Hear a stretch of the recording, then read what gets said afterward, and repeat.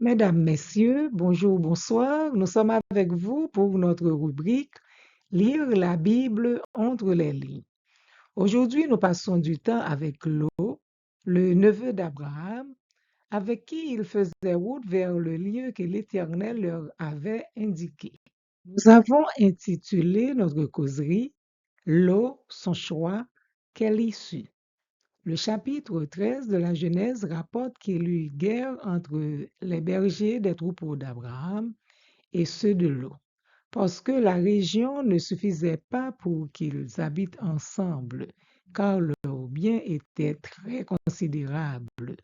Si Abraham dit à Lot, je te prie qu'il n'y ait pas de dispute entre moi et toi, ni entre mes bergers et tes bergers, car nous sommes frères.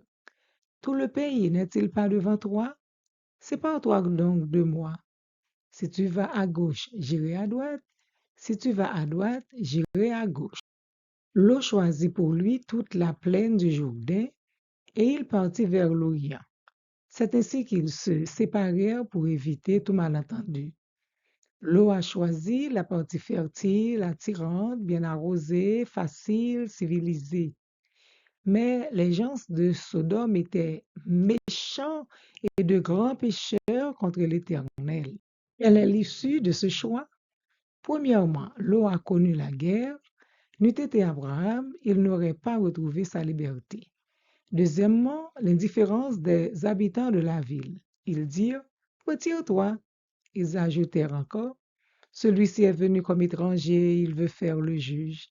Eh bien, nous te ferons pire qu'à eux.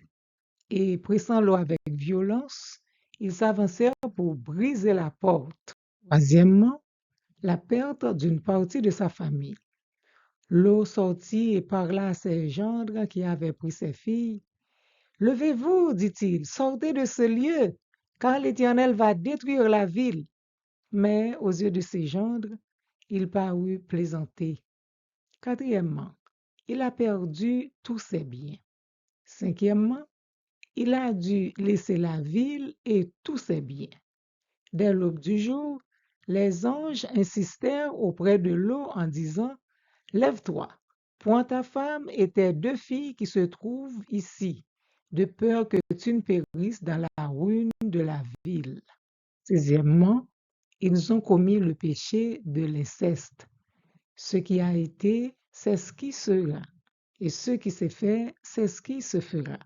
Il n'y a rien de nouveau sous le soleil. Ecclésiaste 1er, verset 9. Lot a choisi d'habiter tout près de Sodome. Ces gens commettaient de grands péchés contre l'Éternel. Que lisez-vous entre les lignes en comparaison avec le psaume 1er qui pourrait influencer votre choix?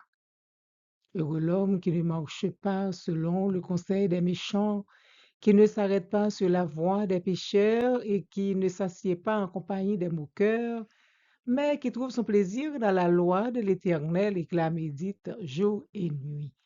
Il est comme un arbre planté près d'un courant d'eau qui donne son fruit en sa saison et dont le feuillage ne se flétrit point, tout ce qu'il fait lui réussit.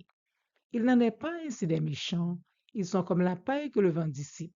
C'est pourquoi les méchants ne résistent pas au jour du jugement, ni les pécheurs dans l'assemblée des justes, car l'Éternel connaît la voie des justes, et la voie des pécheurs mène à la ruine. Prions. Seigneur, je veux rester tout près de toi. Aide-moi. Amen. Partage cette rubrique si tu la trouves importante. À bientôt.